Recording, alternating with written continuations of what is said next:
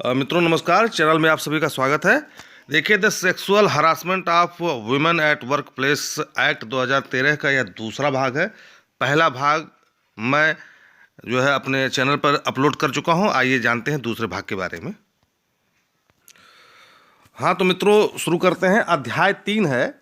अध्याय 3 में धारा 5, 6, 7 और 8 है, ठीक है। और अध्याय 3 जो है स्थानीय परिवाद समिति के गठन से संबंधित है। तो आइए जानते हैं क्या है। थोड़ा सा एक मैं सुधार कर दूं।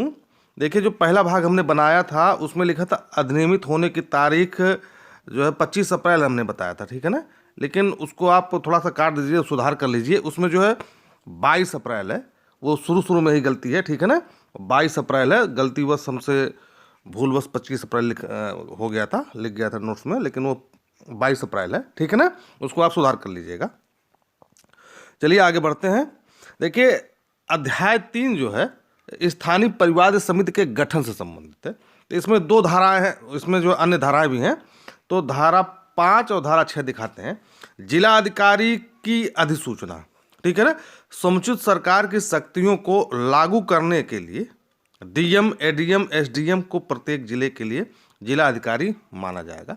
अब यहाँ पे देखिए 2 शब्द है, ये मैंने अलग से लिखा है, ठीक है।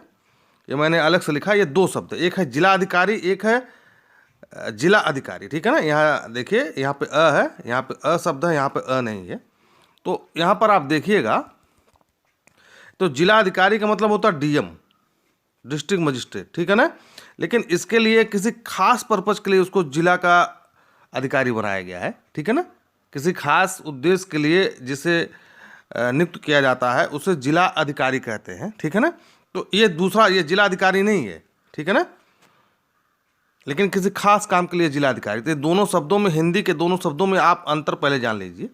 जिला अधिकारी किसे कहते हैं, जिला अधिकारी, और जिला अधिकारी किसे कहते हैं। ये जिला अधिकारी है और जिला अधिकारी है ये, ठीक है। आगे बढ़ते हैं हम लोग। अब हमने आगे जो लिखा है डीएम, इसको जो है डीएम शब्द से संबोधित किया है। आपके मैं बता दे रहा हूँ, आप इसे डीएम न समझें, जिला अधिकारी समझेंगे। आगे आगे बढ़ते हैं। धारा 6 स्थानीय परिवाद समिति का गठन और उसकी अधिकारिता। प्रत्येक जिला अधिकारी जहां 10 से कम कर्मकार हैं, जहां पे जिनकी सदस्यों की संख्या 10 से कम है, वहां स्थानीय परिवाद समिति का गठन करेगा, ठीक है। और 10 से जो ऊपर होगा वहां पे आंतरिक परिवाद समिति की गठन की जाएगी।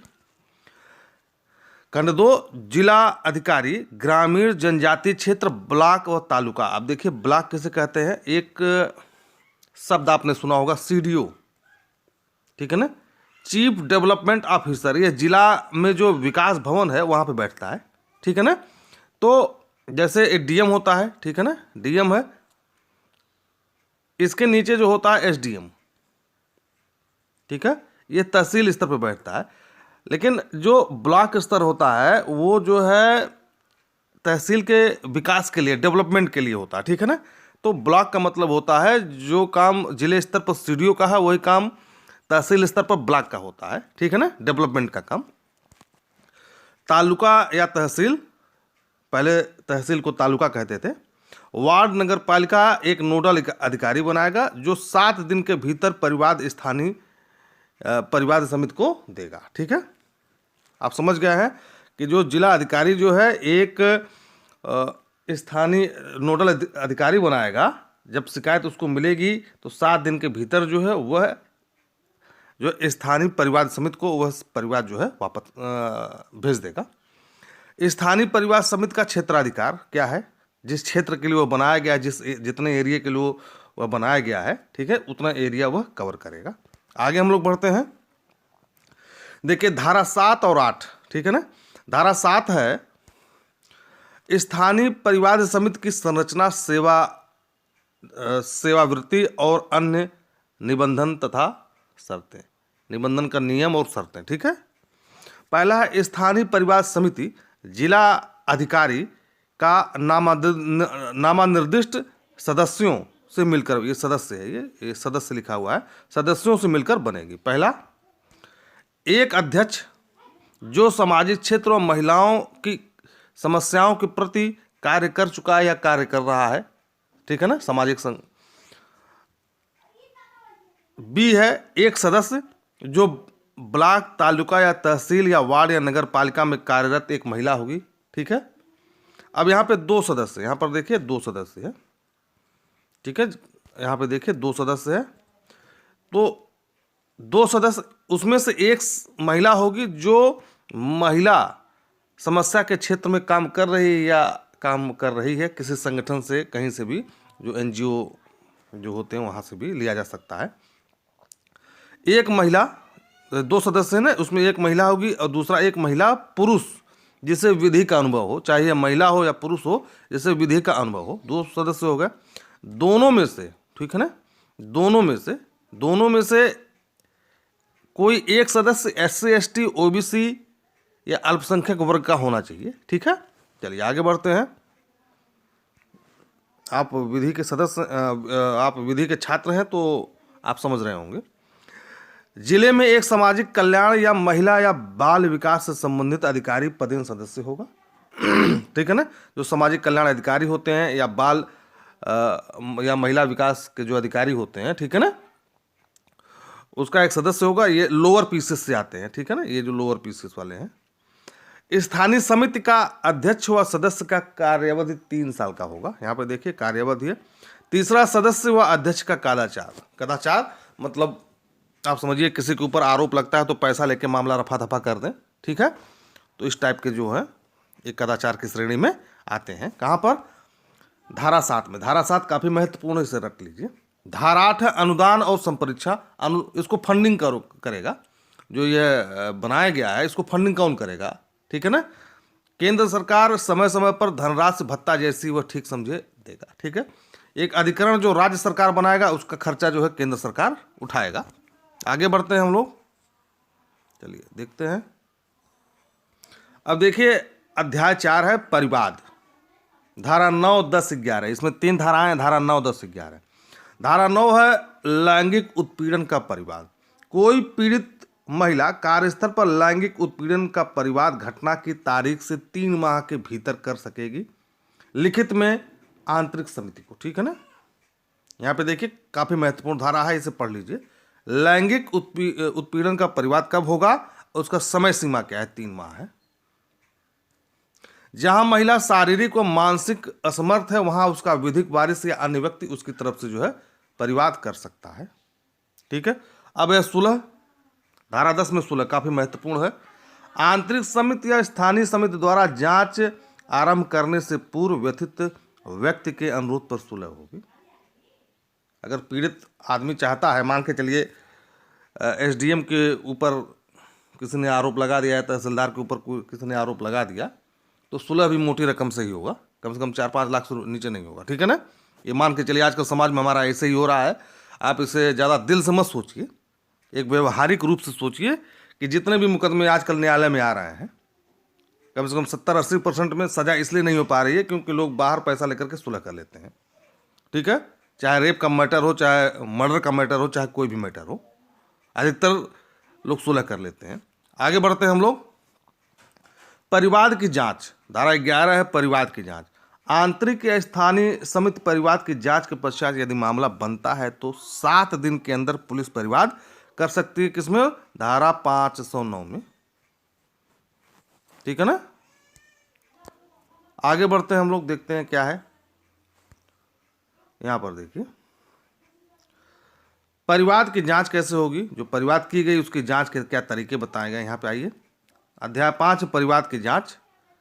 ठीक है, धारा 12, 13, 14, 15, 16, 17 और 18 है। ये हमने लिखना भूल गए, हैं। हम आपको पता है 12, 13, 14, 15, 16, 17, 18। यहाँ पे देखिए 18 है। आइए जानते हैं। धारा 12 है जांच लंबित रहने के दौरान कार्यवाही। ठीक है, महिला के अनुरोध पर आंतरिक या स्थानीय समिति के सिफारिश पर महिला का स्थानांतरण हो जाएगा। ठीक है ना, जिससे उसको थोड़ा शर्मिंदगी न महसूस हो। 3 माह की छुट्टी दी जाएगी और वेतन सहित होगा, ये वेतन रहित नहीं होगा, वेतन भी दिया जाएगा उसे। अब महिला को अन्य राहत भी दिया जाएगा। ठीक है, जैसे चिकित्सीय है, कुछ भी हो सकता है, उससे अन्य राहत भी दिया जाएगा, भत्ता पैसा जो भी है। धारा 13 जांच रिपोर्ट। आंतरिक या स्थानीय समिति जांच पूरा होने के 10 दिन के अंदर एक रिपोर्ट नियोजक या डीएम, जिला अधिकारी, ये डीएम मतलब वो डीएम नहीं है जो हम लोग समझते हैं, जिला अधिकारी है, ठीक है ना। ये शॉर्ट फॉर्म में हमने लिख दिया है, आप इसे समझिए जिला अधिकारी को भेजेगा। जांच के बाद यह पाया जाता है कि मामला बनता नहीं है तो नियोजक व डीएम, जिला अधिकारी, थोड़ा सा मैं और क्लियर कर दूं यहाँ पर। देखिए, जैसे राजस्व का जिले में सबसे बड़ा अधिकारी है, रेवेन्यू का सबसे बड़ा अधिकारी जो होता है, ठीक है ना, वो होता है डीएम। अब जैसे मान के चलिए स्टाम्प चोरी होती है, जब लोग रजिस्ट्री कराने जाते हैं स्टाम्प चोरी करते हैं, मतलब जैसे 50,000 का स्टाम्प है, ठीक है ना, तो उसको 30,000 या 20,000 कर देंगे। इससे स्टाम्प चोरी होती है जब रजिस्ट्री कराने लोग जाते हैं, जिससे खर्चा कम लगे। तो इसका चेक कौन करेगा? चेक करेगा, लेकिन अधिकार है डीएम को, लेकिन उसके लिए जिला अधिकारी है एडीएम, ठीक है ना, एडीएम है उसको चेक करने का, जांच करने का, ठीक है। तो इस प्रकार इस मैटर में जो है जिला अधिकारी कौन होगा? एडीएम हो गया। आगे बढ़ते हैं, जैसे देखिए, जैसे गुंडा एक्ट हुआ, ठीक है ना, गुंडा एक्ट में कौन सुनता है? डीएम सुनता है, लेकिन डीएम को अधिकार है, पावर, लेकिन डीएम ने अपना पावर एडीएम को दे दिया है, ठीक है। आगे बढ़ते हैं, देखिए, जांच के बाद यह पाया जाता है कि मामला बनता नहीं है तो नियोजक व डीएम से इस बात की सिफारिश करना कि कार्रवाई न किया जाए, ठीक है। तीसरा, यदि मामला बनता है तो उसके ऊपर लैंगिक अपराध की कार्रवाई की जाए, जहां दोषी व्यक्ति को निर्दिष्ट राशि देने का आदेश हुआ है, जहां दोषी व्यक्ति को एक निश्चित राशि देने का आदेश हुआ है और वह न दे तो ऐसा आवेदन प्राप्त होने के 60 दिन के भीतर उस पर कार्रवाई की जाए, अर्थात उससे वसूला जाए। चलिए आगे बढ़ते हैं हम लोग। धारा 14 है मिथ्या या दोषपूर्ण परिवाद के लिए दंड, ठीक है ना, यहां पर है। धारा 15 प्रतिकर का अवधारण कैसे होगा? भाई प्रतिकर का निर्धारित कैसे होगा? करते समय आंतरिक या स्थानीय समिति ध्यान देगी। मानसिक आघात, पीड़ा या कष्ट, वृत्तिक अवसर की हानि। भाई अगर किसी महिला के साथ छेड़छाड़ी हो जाती है या कोई लैंगिक उत्पीड़न हो जाता है तो उसके अंदर ये डर व्याप्त हो जाएगा कि पता नहीं अगर मैं दूसरा ऑफिस ज्वाइन करूं तो मेरे साथ वहां ऐसा ना हो जाए, ठीक है ना। तो एक वृत्तिक अवसर जो है, एक काम करने के अवसर की कमी हो जाती है भय के कारण। चिकित्सा व्यय, मानसिक आघात पहुंच सकता है, शारीरिक आघात पहुंच सकता है। मान लीजिए हम लैंगिक उत्पीड़न कोई कर रहा है, न हो पाए तो ढकेल दे, महिला को मार पीट दे, ठीक है। प्रत्यर्थी की आय और वित्तीय हैसियत, यानी कि जिसने यह अपराध किया है उसकी आय क्या है, उसकी वित्तीय हैसियत भी ध्यान में रखी जाएगी। ये नहीं कि महिला ने 50 लाख का जो है उससे डिमांड किया और उसकी तनख्वाह है 20,000 रुपया, 30,000 रुपया, कहाँ से देगा, ठीक है ना। एक मुश्त किस्त देने की साध्यता, जो अपराधी है, जो जिसने अपराध किया है उसकी हैसियत कितनी है, एक मुश्त दे सकता है कि किस्तों में देगा, ठीक है, पैसा। आगे बढ़ते हैं हम लोग। धारा 16 है परिवाद की अंतर्वस्तुओं की जांच, कार्रवाई के प्रकाशन या सार्वजनिक करने का प्रतिषेध है यहाँ पर, ठीक है, देख रहे हैं आपने धारा 16। अब आते हैं धारा 17, परिवाद के अंतर्वस्तुओं और जांच कार्रवाइयों के प्रकाशन या सार्वजनिक करने की शक्ति, ठीक है। धारा 18 है अपील, यहाँ पे देखिए धारा 18 है अपील, थोड़ा सा महत्वपूर्ण है धारा 18, ठीक है ना, थोड़ा कट गया लग रहा है। धारा 18 है अपील। अपील सेवा शर्तों के अनुसार होगा, जो आपकी सर्विस रूलिंग होती है, जो सर्विस बुक में जो होता है कि आप अपील कहाँ करेंगे, हाई कोर्ट में करेंगे कि किसी अधिकरण में करेंगे, ठीक है ना। तो फैसला सुनाए जाने के 90 दिन के भीतर, यहाँ 90 दिन लिखा हुआ लेकिन कट गया, नीचे देखिए लिखा हुआ है लेकिन वो कट गया है, ठीक है, थोड़ा सा आ नहीं पाया। 90 दिन यहाँ नीचे लिखा, आखिरी लाइन जो है यहाँ पर ये 90 दिन लिखी हुई है इसके नीचे। तो जब फैसला सुना दिया जाता है तो उसके 90 दिन के भीतर जो है वो सेवा शर्तों के अनुसार, ठीक है ना, सर्विस जो कंडीशन उसके अनुसार या हाई कोर्ट में अपील करें या किसी अधिकरण में अपील करें, कहाँ करेंगे, न्यायालय में करेंगे या अधिकरण में करेंगे, ये उनकी सेवा शर्तों पे लिखा हुआ है, लेकिन 90 दिन के भीतर उनको अपील करना है। चलिए आगे हम लोग बढ़ते हैं, देखते हैं क्या है। तो यह जो है आखिरी अध्याय है, ठीक है, आखिरी पेज है, आइए देखते हैं, ठीक है। अध्याय 6 नियोजक के कर्तव्य क्या है। धारा 19 में यह बताया गया है नियोजक के कर्तव्य, अर्थात जो नौकरी देता है, जो नौकरी पे रखता है, उसके क्या कर्तव्य हैं। कार्यस्थल पर सुरक्षित वातावरण उपलब्ध कराना, जगह जगह सीसीटीवी कैमरा लगा देना, ठीक है ना। हमेशा लोगों को जागरूक करना, अगर करोगे तो पहले तो हम पीटेंगे, उसके बाद कानून पीटेगा। समिति का गठन, जागरूकता कार्यक्रम चलाना, महिलाओं को लिए जो जागरूकता कार्यक्रम चलाना। जांच का संचालन करना, आंतरिक स्थानीय समिति का जो अगर कोई ऐसा मैटर हो गया है तो दोनों पक्ष समय समय पर हाजिर हों, ठीक है। रिपोर्ट को समय पर प्रस्तुत करना, ये सब उसके कर्तव्य हैं नियोजक के। आगे बढ़ते, अध्याय 7 है जिला अधिकारी के कर्तव्य और शक्तियां। जिला अधिकारी के कर्तव्य और शक्तियां, ठीक है। धारा 20 है जिला अधिकारी के कर्तव्य और शक्तियां, ठीक है ना। अध्याय 7 में है जिला अधिकारी के कर्तव्य और शक्तियां। तो अध्याय 7 में जो है धारा 20 सिर्फ एक ही धारा है, ठीक है। आगे हम लोग बढ़ते हैं, ज़्यादा पढ़ना नहीं है इसके बारे में, बस इतना ही जान लीजिए आप। अध्याय 8 है प्रकीर्ण मिसलेनियस, धारा 21 से 30 तक है, थोड़ा महत्वपूर्ण है, थोड़ा सा देख लीजिए इसे। धारा 21 है समिति द्वारा वार्षिक रिपोर्ट प्रस्तुत करना। समिति द्वारा जो वार्षिक रिपोर्ट प्रस्तुत की जाए, किसके समक्ष की जाएगी, नियोजक या जिला अधिकारी के सम्मुख। धारा 22 है नियोजक द्वारा वार्षिक रिपोर्ट में जानकारी का सम्मिलित किया जाना, ठीक है।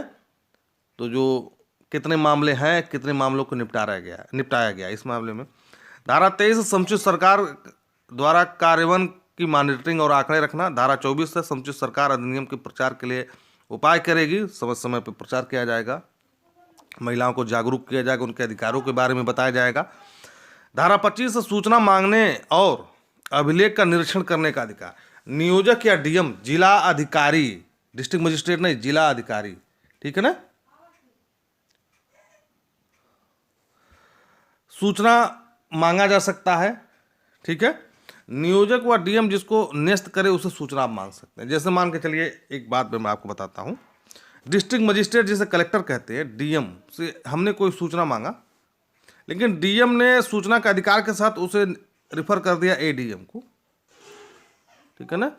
तो सूचना का जो अधिकार मांगा जाता है वो एडीएम से ही अक्सर मांगा जाता है, ठीक है।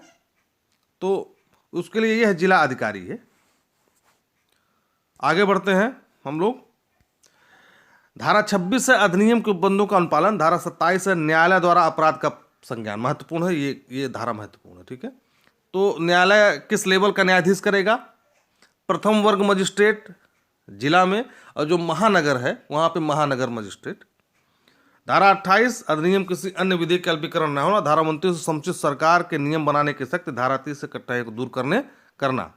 तो बस मित्रों इतना ही है। आप लोगों को बहुत बहुत आभार वीडियो देखने के लिए। इन सभी का PDF 1 जनवरी को मैं लोड कर दूंगा। आपको 1 जनवरी को आपको उपलब्ध करा दिया जाएगा, ठीक है। चलिए, धन्यवाद आप सभी को वीडियो देखने के लिए, बहुत बहुत आभार।